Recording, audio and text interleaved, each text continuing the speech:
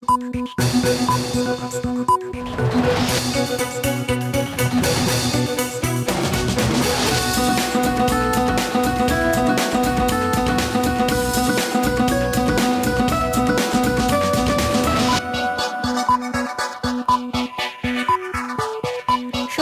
স্বাগত দুপুরের মাছরাঙা সংবাদে। আপনাদের সঙ্গে আছে আমি ফারহানা পারভিন। শুরুতেই জানিয়ে দিচ্ছি গার্ডিয়ান লাইফ ইন্স্যুরেন্স সংবাদ শিরোনাম। রাজধানীর সরকারি 7 কলেজকে সায়েন্স, আর্টস, বিজনেস এবং ল এই 4 স্কুলে ভাগ করে বিশ্ববিদ্যালয় হচ্ছে, থাকবে উচ্চ মাধ্যমিক শ্রেণীও। মানবতা বিরোধী অপরাধের মামলায় শেখ হাসিনা এবং কামালের বিরুদ্ধে সাক্ষ্য গ্রহণ চলছে। আদালতে নেওয়া হয়েছে রাজসাক্ষী সাবেক আইজিপি মামুনকে। আইন শৃঙ্খলা পরিস্থিতি পুরোপুরি উন্নতি হয়নি, যেসব রাজনৈতিক দল ঝুঁকিতে তাদের নিরাপত্তা দেয়া হচ্ছে, জানালেন স্বরাষ্ট্র উপদেষ্টা। শুনছিলেন শিরোনাম, এবার বিস্তারিত। সরকারি 7 কলেজকে 4 ভাগে বিভক্ত করে পাঠদান এবং গবেষণা কার্যক্রম পরিচালনা হবে, জানিয়েছেন শিক্ষা মন্ত্রণালয়ের ভারপ্রাপ্ত সচিব মুজিবুর রহমান। সকালে সচিবালয়ের সংবাদ সম্মেলনে তিনি বলেন, বদরুন্নেসা, ইডেন এবং ঢাকা কলেজকে স্কুল অফ সায়েন্স, বাংলা কলেজকে school of arts and humanities, Titumir কলেজকে স্কুল অফ বিজনেস স্টাডিজ এবং কবি নজরুল ও শহীদ সোহরাওয়ার্দী কলেজকে স্কুল অফ ল অ্যান্ড জাস্টিসে পরিণত করা হচ্ছে। সংবাদ সম্মেলনে জানানো হয়, কেন্দ্রীয় বিশ্ববিদ্যালয়ের সকল কার্যক্রম পরিচালিত হবে একাডেমিক কাউন্সিল, সিনেট এবং সিন্ডিকেটের মাধ্যমে। বিশ্ববিদ্যালয়ে রূপান্তর হলেও কলেজগুলোতে উচ্চ মাধ্যমিক পর্যায়ে চালু থাকবে। জুলাই গণ অভ্যুত্থান চলাকালে আহতরা হাসপাতালে যথাযথ চিকিৎসা পাননি বলে জবানবন্দিতে জানিয়েছেন আন্দোলনে পঙ্গু হয়ে যাওয়া এক সাক্ষী। আন্তর্জাতিক অপরাধ ট্রাইব্যুনালে শেখ হাসিনা সহ 3 আসামির বিরুদ্ধে মানবতা বিরোধী অপরাধের মামলার সাক্ষ্য গ্রহণের দ্বিতীয় দিনে জবানবন্দিতে এসব কথা বলেন আন্দোলনে আহত আবদুল্লাহ আল ইমরান। তিনি তার বক্তব্যে বলেন, ক্ষমতাচ্যুত প্রধানমন্ত্রী শেখ হাসিনা পঙ্গু হাসপাতালে আহতদের দেখতে গিয়ে নো ট্রিটমেন্ট নো রিলিজ নির্দেশ দেন। এর ফলে ওই হাসপাতালে ভর্তি থাকা গুরুতর আহতরা কোনো চিকিৎসাই পাননি, এমনকি অন্য হাসপাতালে যাওয়ার সুযোগ দেওয়া হয়নি তাদের। বিচারপতি গোলাম মুর্তজা মজুমদারের নেতৃত্বাধীন 3 সদস্যের আন্তর্জাতিক অপরাধ ট্রাইব্যুনাল 1 এ বেলা 11:40 দিকে দ্বিতীয় দিনের সাক্ষ্য গ্রহণ শুরু হয়। আজ পারভিন নামে জুলাই আন্দোলনে আরেকজন সাক্ষী দেবেন। এ মামলায় গ্রেফতার থাকা একমাত্র আসামি সাবেক আইজিপি চৌধুরী আবদুল্লাহ আল মামুনকে সকালে ট্রাইব্যুনালে হাজির করা হয়। গতকাল এই মামলায় সূচনা বক্তব্য উপস্থাপনের পর সাক্ষ্য গ্রহণ শুরু হয়। দর্শক, ট্রাইব্যুনাল প্রাঙ্গণ থেকে এই বিচার কাজ সম্পর্কে সরাসরি জানাচ্ছেন আমাদের সিনিয়র রিপোর্টার মমিতা জান্নাত। মমিতা, আপনার কাছে জানতে চাই যে সাক্ষীরা আর কি বলছেন আদালতে, এবং এর সাথে আমাদের জানাবেন যে সাবেক আইজিপি কি সাক্ষী দিয়েছেন। ফরহানা, আপনি যেমনটি জানাচ্ছিলেন গতকাল, হ্যাঁ ফরহানা, আপনি যেটা জানাচ্ছিলেন যে গতকাল থেকেই আসলে যে আন্দোলনের মামলার যে মূল বিচার কাজ সেটি শুরু হয়েছে সাক্ষ্য গ্রহণের মধ্য দিয়ে। গতকাল একজন ভুক্তভোগী, যিনি 5ই আগস্ট গুলিতে ভয়াবহভাবে তার মুখ বিকৃত হয়ে গেছে, খোকন চন্দ্র মজুমদার, তিনি আসলে তার ওই সময়ের ঘটনা তুলে ধরেছেন এবং এটার জন্য আসলে তিনি সাবেক প্রধানমন্ত্রী শেখ হাসিনাকে দায়ী করেছিলেন।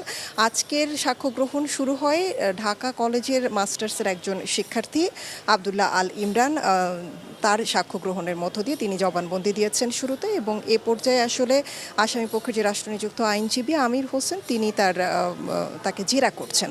তো এই আবদুল্লাহ আল ইমরান তিনি জানিয়েছেন যে 18ই জুলাই আন্দোলন চলাকালে তিনি বিজয়নগরে পানির ট্যাঙ্কির ওখানে মারাত্মকভাবে গুলিবিদ্ধ হন এবং তার পা ক্ষতিগ্রস্ত হয় এবং তারপর তাকে পঙ্গু হসপিটালে নিয়ে যাওয়া হয় চিকিৎসার জন্য। তিনি অভিযোগ করেছেন যে সেই সময় তৎকালীন যে প্রধানমন্ত্রী শেখ হাসিনা তাকে দেখতে গিয়েছিলেন এবং দেখা শেষে তিনি আসলে চিকিৎসকদের নির্দেশ দিয়েছিলেন যে নো ট্রিটমেন্ট নো রিলিজ, এরকম, সেটি তিনি নিজের কানে শুনেছিলেন এবং তারপর তিনি বলেছেন যে তাকে আসলে যথাযথ চিকিৎসা দেওয়া হয়নি, ফলে তিনি একেবারেই পঙ্গুত্ব বরণ করেছেন। তার যে অপারেশন করা কিংবা তাকে যে ধরনের অ্যান্টিবায়োটিক তার প্রয়োজন ছিল, যেটি ওখানে কাজ করছিল না, বাইরে থেকে অ্যান্টিবায়োটিক নেওয়ার প্রয়োজন ছিল, সেটি আসলে অনুমতি দেওয়া হয়নি এবং যখন তার পরিবার আসলে তাকে বাইরে নিয়ে ট্রিটমেন্ট করতে চায় তখন সেই ধরনের অনুমতিও দেওয়া হয়নি। তো তিনি দাবি করছেন দেখেছেন যে সাবেক প্রধানমন্ত্রী তিনি যে বলেছিলেন নো ট্রিটমেন্ট নো রিলিজ, তিনি তখন সেটির অর্থ বুঝতে পারেননি। যখন তার চিকিৎসার এ ধরনের অবহেলা হয় এবং বাইরে তাকে উন্নত চিকিৎসা করতে দেওয়ার জন্য যখন রিলিজ না দেওয়া হয়, তখন তিনি উপলব্ধি করেন সেই কথার মানে তিনি দাবি করেন যে শেখ হাসিনা আসলে চেয়েছিলেন যে তার আসলে প্রপার ট্রিটমেন্ট না হোক, এবং এখন তিনি যে ক্ষতিগ্রস্ত হয়েছেন, তিনি ক্ষতিগ্রস্ত পার্টিও আসলে আদালতে দেখিয়েছেন তিনি সারা জীবনের জন্য পঙ্গুত্ব বরণ করেছেন, একটি পা তার একেবারে নষ্ট হয়ে গেছে, তিনি আসলে আর হাঁটাচলা করতে পারেন না। আজকে এই মুহূর্তে তার আসলে তার জবানবন্দির ভিত্তিতে যিনি রাষ্ট্রপক্ষের আইনজীবী, যিনি রাষ্ট্রনিযুক্ত যে আসামি পক্ষের আইনজীবী, তিনি তাকে জেরা করছেন, এখনও সেই জেরা চলছে আজকে এ পর্যন্ত। এবং চৌধুরী আবদুল্লাহ আল মামুন যিনি এই মামলার রাজসাক্ষী, তিনি আসলে আজকে কোনো ধরনের সাক্ষ্য দেবেন কিনা এ ধরনের কোনো তথ্য আসলে প্রসিকিউশন থেকে জানানো হয়নি, কিন্তু তিনি আসলে সকালবেলায় তাকে হাজির করা আছে, তিনি এজলাস কক্ষে এই মুহূর্তে হাজির আছেন, তবে তিনি কোনো জবানবন্দি দেবেন কিনা আমরা আসলে এখনো জানতে পারি। মমিতা, ধন্যবাদ আপনাকে। দর্শক, ট্রাইব্যুনাল প্রাঙ্গণ থেকে মানবতা বিরোধী অপরাধে শেখ হাসিনার বিচার কাজ সম্পর্কে জানালেন সহকর্মী মমিতা জান্নাত। গোয়েন্দা তথ্যের ভিত্তিতে যেসব রাজনৈতিক দল ঝুঁকিতে, তাদের নিরাপত্তা দেওয়া হচ্ছে বলে জানিয়েছেন স্বরাষ্ট্র উপদেষ্টা জাহাঙ্গীর আলম চৌধুরী। সকালে সচিবালয়ে এক বৈঠক শেষে সাংবাদিকদের এ কথা বলেন তিনি। উপদেষ্টা বলেন, বিগত আওয়ামী লীগ সরকার চলে যাওয়ার পর আইন শৃঙ্খলা পরিস্থিতির যতটা উন্নতি হবার কথা ছিল তা হয়নি বলে স্বীকার করেন তিনি, তবে আগের চাইতে উন্নতি হয়েছে বলে দাবি করেন। নির্বাচনকে সামনে রেখে বিশেষ অভিযান অব্যাহত রাখার কথাও জানান উপদেষ্টা। আমরা সবাইরই সমান এই প্রোটেকশন দিচ্ছি, এই জন্য যে বেশি ভালনারেবল তারা একটু বেশি প্রোটেকশন দেওয়া হয়, যে একটু কম ভালনারেবল তারা একটু কম প্রোটেকশন দেওয়া। যেমন আপনার আল্লাহ দিলে কেউ ভালনারেবল না, আপনার কোনো প্রোটেকশনই দরকার হয় না। বিশেষ অভিযানটা পুরো দেশেই চলতেছে, যেহেতু হয় কি এইটা ইলেকশনের আগ পর্যন্তই চলতে হবে, যেহেতু হয় কি আপনার তো মানে অস্বীকার করতে উপায় নেই যে আমাদের যে পরিমাণ হাতিয়ার চলে গেছে আমরা তো সব উদ্ধার করতে পারি না। এইগুলো উদ্ধার করার জন্য তো আমাদের চেষ্টা সবসময় জারি আছে। ৬টি সংস্কার কমিশন থেকে নেওয়া ঐকমত্য কমিশনের ১৯টি মৌলিক বিষয়ের আলোচনায় ৭টিতে নোট অফ ডিসেন্ট সহ সকল বিষয়ে একমত হয়েছে বিএনপি। সমসাময়িক বিষয় নিয়ে সকালে গুলশানে সাংবাদিকদের সঙ্গে আলাপে জানান দলটির স্থায়ী কমিটির সদস্য সালাউদ্দিন আহমেদ। আগামীকাল মানিক মিয়া অ্যাভিনিউতে জুলাই ঘোষণাপত্রের অনুষ্ঠানে বিএনপি দাওয়াত পায়নি বলেও জানান তিনি। নোট অফ ডিসেন্ট দিয়েছি, সেটা খুবই সামান্য মত পার্থক্য। এখানে বলা হয়েছে যদি আমরা ম্যান্ডেট প্রাপ্ত হই তাহলে আমরা এই নোট অফ ডিসেন্ট অনুসারে আমরা আমাদের সংস্কারগুলো সম্পন্ন করব। সেই হিসাবে সকল বিষয়ে ঐকমত্য হয়েছে বলা যায়। জুলাই জাতীয় সনদ 2025 এই নামে 4 পৃষ্ঠার একটা খসড়া প্রত্যেক রাজনৈতিক দলের কাছে প্রেরণ করা হয়েছে। তার সাথে শতভাগ একমত হয়ে আমরা আমাদের জবাবটা দিয়েছি। কোনো স্বৈরাচারী ব্যবস্থা বাংলাদেশে টিকতে পারবে না। আগামীতে যারা ক্ষমতায় আসবে তারা ফ্যাসিবাদী আচরণ করলে মানুষ রুখে দাঁড়াবে, বলেছেন মৎস্য ও প্রাণী সম্পদ উপদেষ্টা ফরিদা আক্তার। দুপুরে উত্তরায় রবীন্দ্র সরোবরতে জুলাই অগাস্ট বিপ্লবে শহীদ মীর মুগ্ধের নামে মঞ্চের উদ্বোধনী অনুষ্ঠানে তিনি কথা বলেন। আরও বলেন, এখনও ওই সময়ের ঘটনায় হতাহতের ব্যাপারে প্রয়োজনীয় পদক্ষেপ এবং অপরাধীদের বিচার করতে না পারায় সরকারের ব্যর্থতা এবং ভুল থাকতে পারে, তবে 1 মাসের মধ্যে এই বিষয়ে অগ্রগতি হবে বলে আশা করছে সরকার। বক্তারা রাষ্ট্রের চরিত্র বদলাতে সংবিধানে বড় সংস্কার অথবা নতুন সংবিধান করার উপর জোর দেন। কোন স্বৈরাচারী ব্যবস্থা, ফ্যাসিবাদী ব্যবস্থা এদেশে টিকতে পারবে না। মীর মুগ্ধরা সেটা ঠেকিয়ে দেবে। আমাদের ভুলটা আমাদেরকেই স্বীকার করতে হবে এবং অবিলম্বে যে 1 মাসের যে সময় বেঁধে দিয়েছে যে এর মধ্যে হতে হবে, সেটা আশা করি যে আমরা করব এবং এইটাই হবে আমাদের আপনাদের কাছে কথা, আজকে দেওয়া আমাদের কথা। গেল 4 বছরে খুলনা মহানগরীর নাগরিক সেবায় সরকারি বেসরকারি ঋণ বা সহায়তায় নতুন কোনো প্রকল্প অনুমোদিত হয়নি খুলনা সিটি কর্পোরেশন কেসিসিতে। পুরাতন অধিকাংশ প্রকল্পের মেয়াদ শেষ, ফলে নগরীর উন্নয়ন কাজ এবং নাগরিক সেবা বিঘ্নিত হওয়ার শঙ্কা তৈরি হয়েছে। এস এম মিলনের ক্যামেরায় মোস্তফা জামালের রিপোর্ট। খুলনা মহানগরীর সড়ক মেরামত ও ড্রেনেজ ব্যবস্থা উন্নয়নে 2018 সালে 1436 কোটি টাকার প্রকল্প বাস্তবায়ন শুরু করে কেসিসি। এর মধ্যে সড়ক উন্নয়ন প্রকল্প শেষ হয়েছে গেল অর্থবছরে, আর ড্রেনেজ উন্নয়ন প্রকল্প শেষ হবে এবছর। কিন্তু এখন মহানগরীর অধিকাংশ রাস্তা বেহাল, রয়েছে জলাবদ্ধতা। ড্রেনেজ প্রকল্পের কাজ শেষ হয়েছে মাত্র 60%। এমন বাস্তবতায় নতুন কোনো প্রকল্প ছাড়াই চলতি অর্থবছরের বাজেট ঘোষণা করতে যাচ্ছে কেসিসি। আমরা এই অর্থবছরে 722 কোটি টাকার মতো আমাদের বাজেট প্রস্তুত করা হয়েছে এবং আমরা গত বছরে এটাই ছিল 981 কোটি টাকা। এই পার্থক্যের কারণ হচ্ছে আমাদের একটা প্রজেক্ট ছিল, রাস্তা প্রজেক্ট, এটা এই অর্থবছরে শেষ হয়ে যায়। আমরা নতুন করে আর এই খাত থেকে কোনো অর্থ পাবো না। সংস্থার সাবেক জনপ্রতিনিধি ও কর্মকর্তাদের অদূরদর্শিতা ও অদক্ষতায় থমকে গেছে উন্নয়ন প্রকল্প, ভোগান্তি বাড়ছে নগরবাসীর, অভিযোগ নাগরিক সংগঠনের প্রতিনিধিদের। 4 বছরে পুরনো কাজ ছাড়া খুলনার কোনো উন্নয়নমূলক কর্মকাণ্ড নাই এবং নতুন কোনো উন্নয়ন বাজেটও নাই, এবং যে কাজকর্ম হচ্ছে তাতে চলাচলের অযোগ্য হয়ে পড়েছে খুলনার শহর। বসবাসকারী যে নাগরিক, তাদের চাহিদাকে নিরূপণ না করে বাজেট তৈরি হয়, যেটা হচ্ছে সঠিক বাজেট তৈরি না হওয়ার অন্যতম কারণ। ক্ষমতার পালাবদলে কেসিসির কয়েক হাজার কোটি টাকার প্রকল্প অনুমোদন আটকে গেছে, যেগুলোর অনুমোদন আদায়ের চেষ্টা চলছে জানায় পরিকল্পনা বিভাগ। প্রকল্প ছাড় পেলে নগরীর উন্নয়ন কাজে গতি আসবে বলছে কর্তৃপক্ষ। শোনাতে চাচ্ছি যে অলরেডি আমি 1500 কোটি টাকার প্রজেক্ট পাঠিয়েছি। এই প্রজেক্টগুলি আশা করছি পাস হয়ে যাবে খুব শিগগিরই। এক্ষেত্রে আমাদের জলাবদ্ধতা নিরসনে কাজ করব, তারপরে আমার ডাম্পিং স্টেশনের জন্য কাজ করব এবং সৌন্দর্য বর্জনের জন্য কাজ করব।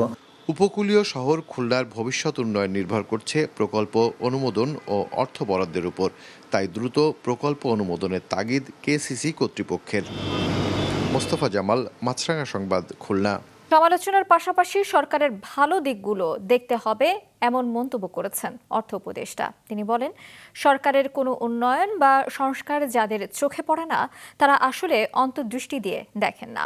সোমবার জাতীয় রাজস্ব বোর্ডে আয়োজিত এক সেমিনারে এমন মন্তব্য করেন তিনি। অর্থ উপদেষ্টা বলেন, সরকারের ভুল জেনেই তা নয়, সমালোচনা করার ক্ষেত্রে কোনো আপত্তিও নেই, এতে সহজে ভুল সংশোধন করা যায়। এ সময় 2025-26 কর বছরের রিটার্নের উদ্বোধন করেন অর্থ উপদেষ্টা। বলেন, ডিজিটাইজেশনের মাধ্যমে স্বচ্ছতা এবং জবাবদিহি নিশ্চিত করা সম্ভব হবে। এনবিআর চেয়ারম্যান বলেন, শুধু আইন করে নয়, বরং আইনের প্রয়োগের মাধ্যমেই বাড়াতে হবে রাজস্ব আদায়। বলেন, স্থানীয় শিল্পকে সুরক্ষা দিতে চলতি অর্থবছরের বাজেটে বেশ কিছু আমদানি শুল্ক বাড়ানো হয়েছে। এছাড়া অনেক ক্ষেত্রে ছাড়ও দেওয়া হয়েছে। বলেন, গেল অর্থ পাচারের চোরাই পথে বিদেশি সিগারেট আমদানি এবং অভ্যন্তরীণ কর ফাঁকির কারণে কমেছে তামাক খাত থেকে রাজস্ব আদায়। যতই আমরা আইন করি, যতই আমরা প্রক্রিয়া করি, সেগুলো ফলো করতে অনেক রকম ব্যত্যয় ঘটে। আইন করলে প্রক্রিয়াগুলো মানুষ তো ইমপ্লিমেন্ট করে, তাই না? আর মানুষ অনেক ভুল ত্রুটি থাকতে পারে, আবার অনুরাগ বিরাগও থাকতে পারে অনেকে। অতএব সেই অনুরাগ বিরাগের বাইরে আপনার কাজ করতে হলে সবচেয়ে বেস্ট হলো সিস্টেমটা।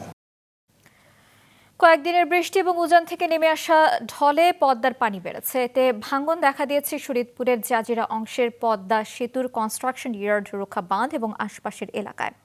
কয়েকদিনের ভাঙনে বাঁধটির প্রায় 600 মিটার নদীগর্ভে বিলীন হয়েছে বলে জানিয়েছে পানি উন্নয়ন বোর্ড। স্থানীয়রা ভাঙন আতঙ্কে ঘরবাড়ি সরিয়ে নেওয়ার চেষ্টা করছেন। এদিকে পদ্মার পানি বেড়ে যাওয়ায় রাজবাড়িতে নদী তীরবর্তী নিচু এলাকায় জলাবদ্ধতা তৈরি হয়েছে। তলিয়ে গেছে ঘরবাড়ি এবং রাস্তাঘাট। দেখা দিয়েছে গোখাদ্য সংকট। লালমনিরহাটে তিস্তার পানি বিপদসীমার 9 সেন্টিমিটার নিচ দিয়ে বইছে। এতে আবারও বন্যার শঙ্কায় পড়েছে ওই এলাকার মানুষ। উচ্চ আদালতের নিষেধাজ্ঞা উপেক্ষা করে নেত্রকোনার দুর্গাপুরের সোমেশ্বরী নদী থেকে প্রকাশ্যে অবৈধভাবে বালু তোলা হচ্ছে এবং তা দিয়ে চলছে নদী তীর রক্ষা বাঁধ প্রকল্পের কাজ। নেত্রকোনা রিপোর্টার মীর মনিরুজ্জামানের পাঠানো তথ্য এবং ছবিতে ডেস্ক রিপোর্ট।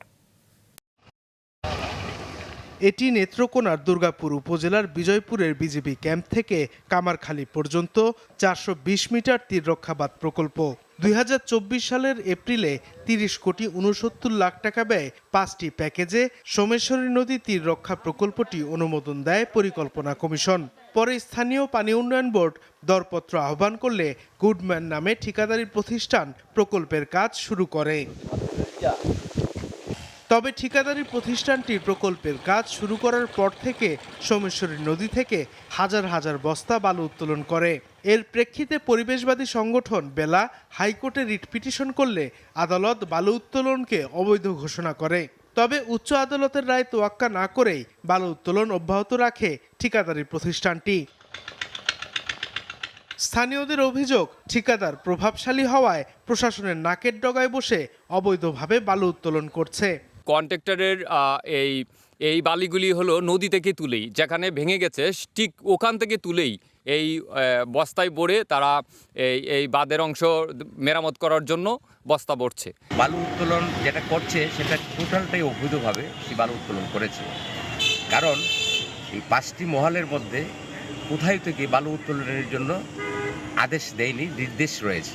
এরপরও এটা নিষেধাজ্ঞা আছে, কেন প্রশাসন সেই বিষয়টা দেখেও না দেখার বান করছে সেই বিষয়টা আমাদের প্রশ্নবিদ্ধ। তবে এসব অভিযোগ অস্বীকার করেছে ঠিকাদারি প্রতিষ্ঠানের সাব ঠিকাদার। আর প্রশাসন বলছে আদালতের নিষেধাজ্ঞা অমান্য করে বালু উত্তোলন করলে বিধি অনুযায়ী ব্যবস্থা নেওয়া হবে। এই ব্যাপারে আমি কিছুই জানি না, এটা তো ঠিকাদার আমি না করি, তো এলাকা যাওয়া হয় না, থাকি ঢাকা, আমি বলতে পারি। আমরাও ঠিকাদারকে একদম মৌখিকভাবে এবং সার্বিকভাবে বলে দিচ্ছি যে এই নদী থেকে বালি উত্তোলন করে কোনো বালি যেভাবে ভরা যাবে না। যদি এটা অনৈতিকভাবে তারা বালু উত্তোলন করে থাকে তাহলে অবশ্যই ঠিকাদারের প্রতিষ্ঠানের বিরুদ্ধে আমরা ব্যবস্থা গ্রহণ করব। লোকাল প্রশাসনের কাছে বলা আছে, তারা তো আপনার মোবাইল কোর্ট করছে। আশ্বাস নয়, অবৈধ বালু উত্তোলন বন্ধে প্রশাসনের পক্ষ থেকে দ্রুত পদক্ষেপ দেখতে চান স্থানীয়রা। তা না হলে সোমেশ্বরী নদীর ভাঙনে সর্বহারা হয়ে পড়বে নদী পাড়ের বাসিন্দারা। মাছরাঙা নিউজ ডেস্ক। বৃক্ষরোপণ এবং পরিবেশ বান্ধব ক্যাম্পাস গড়ে তোলার শিক্ষার্থীদের উৎসাহিত করতে পাবনায় স্কয়ার স্কুল অ্যান্ড কলেজের উদ্যোগে শুরু হয়েছে বৃক্ষরোপণ প্রচারাভিযান। সকালে স্কুল ক্যাম্পাসে এই কার্যক্রমের উদ্বোধন করেন প্রতিষ্ঠানের অধ্যক্ষ খতিব শাহনাজ সুলতানা। এ সময় উপস্থিত ছিলেন স্কুলের vice principal Monira Ferdous, environment conservation ক্লাবের জেনারেল কাউন্সিলের সভাপতি তসমিনা ইয়াসমিন, সাধারণ সম্পাদক মমিনুল ইসলাম, কার্যনির্বাহী পরিষদের সভাপতি আব্দুল্লাহ আরিফ এবং সাধারণ সম্পাদক আইয়ান নুসাইব খান। এই কার্যক্রমের আওতায় শিক্ষার্থীরা স্কুল ক্যাম্পাসে শতাধিক বৃক্ষরোপণ করবে। আন্তর্জাতিক প্রসঙ্গ। ইয়েমেন উপকূলে নৌকাডুবিতে কমপক্ষে 68 জন অভিবাসন প্রত্যাশীর মৃত্যু হয়েছে। নৌকাটিতে প্রায় 150 জন যাত্রী ছিলেন। বিবিসি জানিয়েছে রোববার খারাপ আবহাওয়ার কারণে নৌকাটি ডুবে যায়। আন্তর্জাতিক অভিবাসন সংস্থার বরাত দিয়ে প্রতিবেদনে বলা হয়, ইয়েমেনের দক্ষিণাঞ্চলীয় আবিয়ান প্রদেশের কাছে নৌকাটি ডুবে যায় এবং 68 জনের মরদেহ উদ্ধার করা হয়েছে। 12 জনকে জীবিত উদ্ধার করা হলেও 70 জনের মতো এখনও নিখোঁজ রয়েছে। হতাহতদের বেশিরভাগই ইথিওপিয়ার নাগরিক বলে ধারণা করা হচ্ছে। দুপুরের সংবাদ শেষ করছি, যাবার আগে গার্ডিয়ান লাইফ ইন্স্যুরেন্স সংবাদ শিরোনামগুলো আরও একবার। রাজধানীর সরকারি 7 কলেজকে সায়েন্স, আর্টস, বিজনেস এবং ল এই 4 স্কুলে ভাগ করে বিশ্ববিদ্যালয় হচ্ছে, থাকবে উচ্চ মাধ্যমিক শ্রেণীও। মানবতা বিরোধী অপরাধের মামলায় শেখ হাসিনা এবং কামালের বিরুদ্ধে সাক্ষ্য গ্রহণ চলছে। আদালতে নেওয়া হয়েছে রাজসাক্ষী সাবেক আইজিপি মামুনকে। আইন শৃঙ্খলা পরিস্থিতি পুরোপুরি উন্নতি হয়নি, যেসব রাজনৈতিক দল ঝুঁকিতে তাদের নিরাপত্তা দেওয়া হচ্ছে, জানালেন স্বরাষ্ট্র উপদেষ্টা। এ ছিল এখনকার মতো। আমাদের পরবর্তী সংবাদ বিকেল 5টায় দেখার আমন্ত্রণ রইল।